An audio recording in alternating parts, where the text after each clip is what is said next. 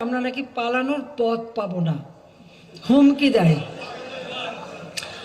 যিনি এই বক্তৃতাটা দেন আমি তাকে একটু স্মরণ করাতে চাই যে শেখ হাসিনা বা আওয়ামী লীগ কোনোদিন পালায় না। और अभी तो रुको, क्लाइमैक्स अभी बाकी। Wake up to reality.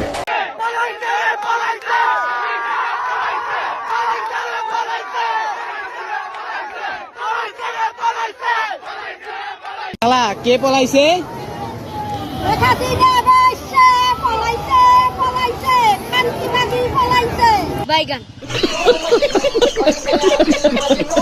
বাংলাদেশের জনগণ যদি কেউ আমাকে না চায়, আমি আর প্রধানমন্ত্রী পদে থাকতে চাই না, আমি পদত্যাগ করে চলে যাব।